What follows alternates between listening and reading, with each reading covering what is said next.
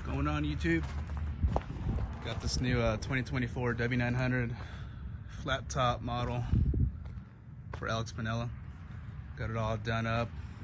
Got our full system on the front end, 389 air ride springs, hanger moved back, fuel filter moved back, all that good stuff. Stainless air lines, stainless brake lines.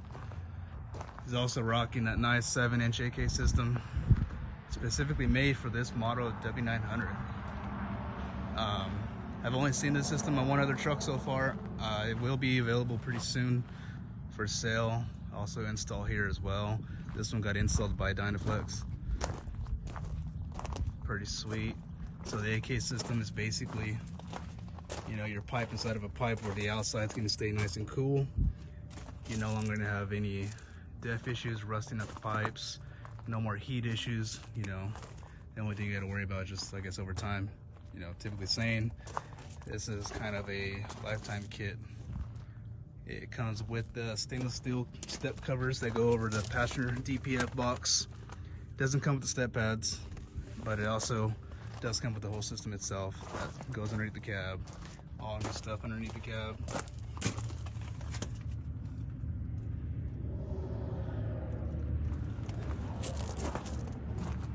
Looks pretty sweet.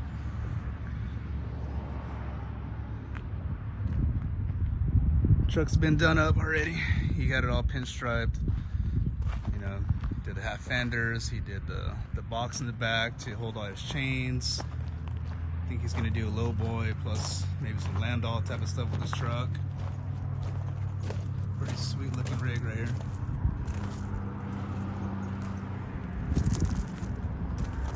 Nice little tail bar.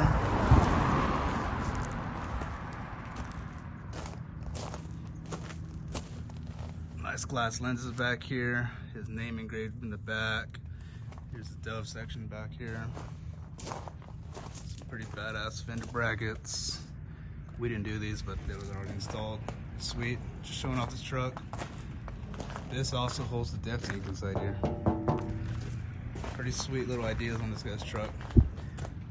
Came to us, said he wanted the full air ride to the most cleanest extent you can get it to.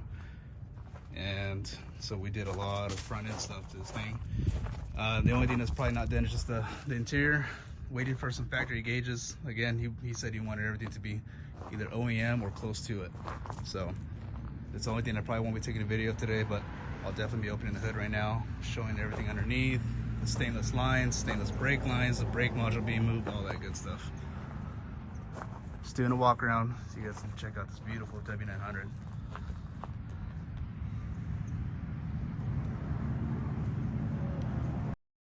Try to go through this thing pretty quick. It's starting to get dark out here. I don't want to be shooting videos in the dark, but this is what the whole front end looks like.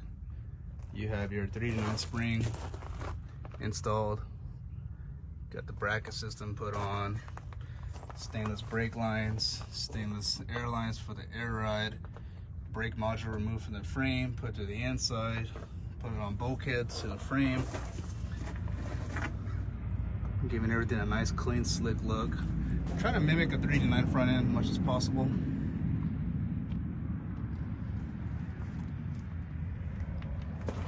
Got the valves mounted back here on the stainless plate.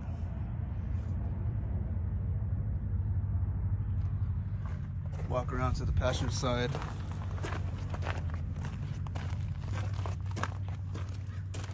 Here's what the passenger side looks like. More visuals, you can see the spring on there. You got the bag system, stainless air lines, give it a little bit more of a clean look. Braided up the ABS wire. The shock, the hangers moved back over here. Got the hood support back in the spot where it's supposed to be at. Just everything looking slick. Touched up the frame. There was a lot of black spots where we'll remove the ABS module. That was black. Where the hanger used to be at, that was also black underneath. So we touched up to the best we could without respraying the entire frame. We painted everything with Imron Rival, looking pretty nice. So that's underneath the hood. And some people are gonna have a lot of questions as far as where's the brake module, how'd you guys do it. Simply, we put it in the back of the frame. We utilized some holes that were already in the frame. So the only holes that we punched on this entire frame were basically the 2 bolt holes, well actually 1 hole on this side and 2 on the opposite side for the shock mount.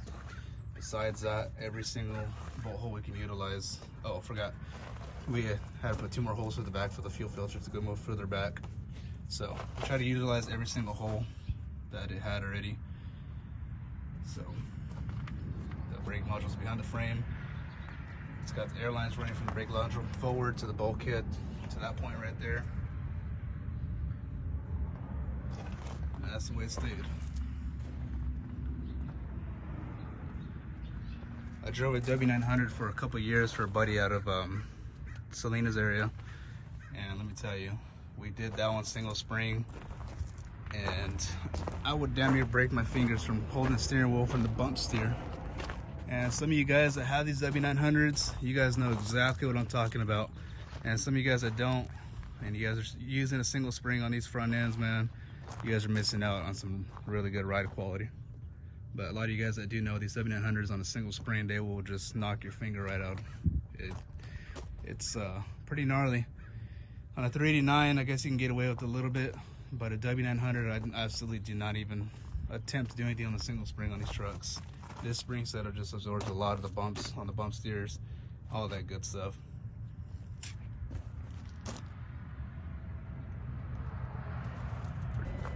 All right, bag zeroed up. Should be around ride height, maybe about 1 inch higher than ride height.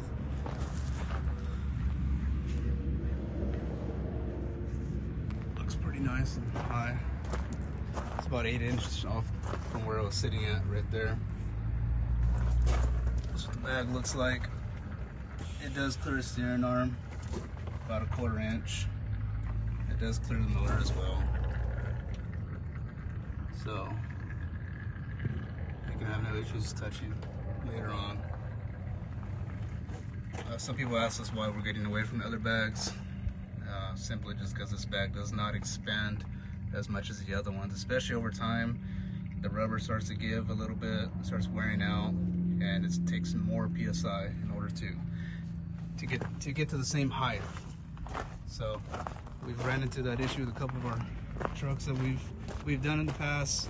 Ride is still good and all that, but then they're starting to lose height on the front end because of the rubber stretching. So this bag, it airs up a little bit differently than the other ones. It's a lot more durable, more expensive, of course. So the other bags were usually $120 to replace them at a normal parts store, maybe a little bit more, maybe a little bit less depending on where you shop at. This bag can range anywhere between $150 to $200 and something. Just depends where you shop at, how much you buy. I've seen them as cheap as $125 at one point. That was also about a year ago. So that's kind of where they're at on price wise, but it is a much better quality bag though. So that's what everything looks like. Actually, I did forget to point out when this truck was dumped, this water line damn near rests on the axle. I mean, you could put a paper between it. That's about the clearance you got. Maybe a piece of cardboard, maybe just about there. It had a little drain plug underneath of it with the lever to open and close to drain the water. We had to remove that, put a countersink bolt on it in order for it to clear and not hit the axle and lose the water line. This is a non-modified 389 air ride spring. We're not gonna modify any springs. So to answer any questions that people call over here, if we can get these springs lower or something like that, it's a no. This spring pack rated at about 13,500 to 14,000 pounds on the front end, not including the bags. That's just the spring pack rating. So if you were to alter this front end spring right here, I'm not too sure what exactly your weight rating would be at. So you can take that thick portion of the spring off right there and notice, I mean, that's how much the tower is kind of. It'll lower you more, but when you slam the brakes and your weight goes forward, your weight goes right there to that spring. So if you slam the brake and it breaks right there, I mean, either one, it's a weak spring, or two, is because he derated your front end. Now, not all people have just show trucks. I mean, this guy's gonna work. He's gonna pull a lowboy, he's gonna pull a Landau, he's gonna have weight on the ass end, and I'm sure he wants to function this truck without having to worry about if something's gonna break on the front end. So some of you guys that go to truck shows and just pull into stuff like that and don't have to worry about working on the road, then yeah, I could say go ahead and take that thick spring out, run just that little small thin one. If you're trying to go lower, that'll lower you about 1.5 inches right there, give or take, you know. This truck doesn't have the one-piece base system. We're gonna work on the front end kit to make all of this one piece. So that's how the 389s are. That's the difference between the older stuff and the new stuff. It's gonna be one complete piece. So it'll lower this 3/8 of an inch. We have a full top plate on the top of the bag. Mainly because the driver's side, the motor gets really close to these bags. You really don't want to go sacrifice front end bags going out every 2-3 months for 3/8 of an inch. You know, you can take that top plate off like we do on the 389s and get them lower, but like I said, for 3/8 of an inch to go through bags every so often, probably not too worth it. Like I said, unless you're going to truck shows, we can get these damn things in order to touch the bumper on the ground and still use that same 389 spring right there, the same thickness. So that's it. There's ways of going lower. Not sure if there's safe ways or not, but definitely there is a route to go lower. So some of you guys that want to go super low to the ground, you guys don't care about your life, maybe you're not worried about going back home to your family at the end of the day, then yeah, there's certainly ways to go down lower. I mean, shoot, you can get the spring, put a bent to it on half, and it'll probably get you a little bit lower just from doing that. But I mean, at the end of the day, it's about safety and having the same similar weight rating to your factory system, factory springs or factory air ride, that is. You know, you really don't want to go derate yourself. Overall, this truck has a really nice stance. Along with going lower, you guys do got to remember, the lower you go, the less higher you're gonna go as well. Being that this suspension on the rear end is the 8 bag, it does pretty well on the driveline angles actually. So being that this is ride height, go back to the driveline angles back over here.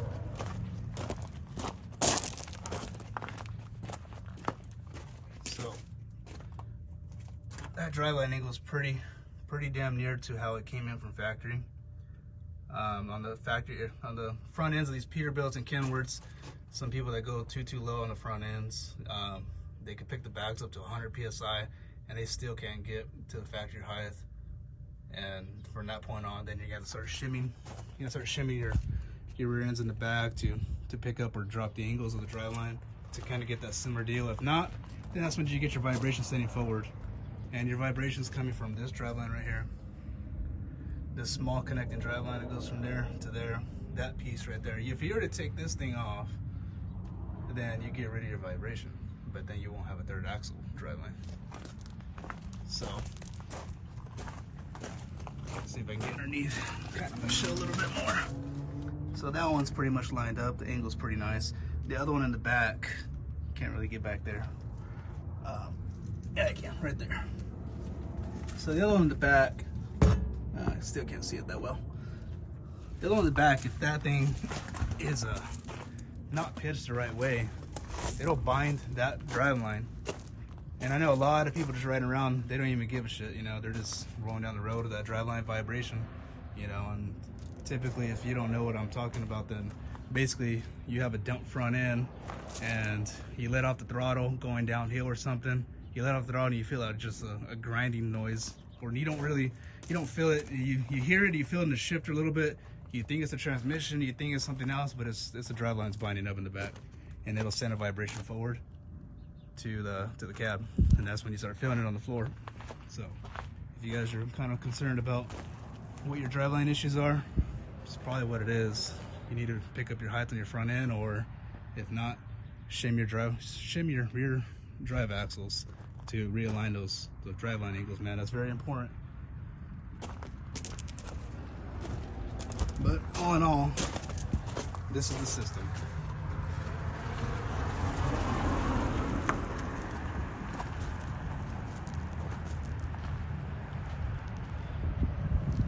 good clearance on that front end.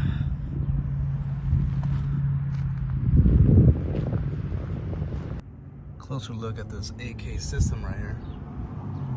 Pretty freaking neat. You can see the top of the tips. There is a pipe inside of a pipe. Kind of hard to see. But that's basically what the AK system is. A pipe inside of a pipe. You know, it's got all the stuff inside of it that makes the pipe, you know, tying up to each other. I'm not 100% as far as know how they engineered it and all that. That's between Dynaflex and all them. But this system's basically made for this cab. The reason they had to make a specific system for this cab right here is because obviously you got your first cab on a separate air ride, and then your sleeper's on a separate air ride. So they had to specifically make this system for these trucks. Definitely not cheap, but you do get a nice system that's not gonna have any depth leaking out of the pipes. They're not gonna heat up. They're not gonna burn you when you step out and you touch them. That's pretty cool. Along with that, you're getting a nice stainless steel mirror finish step cover that's pretty damn thick. I don't have my gauge meter on me, or else I'd say I'd have to guess probably between 12 gauge, 10 gauge, somewhere right there. I don't know. I'd say more 12 gauge. Doesn't come with the step pads, but this is the step pads that they make. And they are chrome plated billet aluminum. Very nice. This rubber actually sticks out away from the chrome, so people always ask me, you know, do you scratch this? I mean, typically if you're stepping on them, you shouldn't scratch the chrome too much. I mean, obviously if you step in the corners and you're constantly riding the corners out, more likely you're gonna scratch it. But if you're pretty careful, you know, like the majority of you guys are that have nice equipment, you know, if you're careful with your equipment, like me or Alex Pinella here, then obviously you're going to be stepping on the black portion. You're not going to be stepping over here. You're not going to be stepping over here. So they're made to be a little bit over the chrome. You can see right there. Pretty neat. We had these in stock right here, so he told me whenever we did the air ride to touch up, polish the steps where he did step at, and then slap these on. So that's what we did right there, and it gave off a nice little finishing touch right there for the whole system.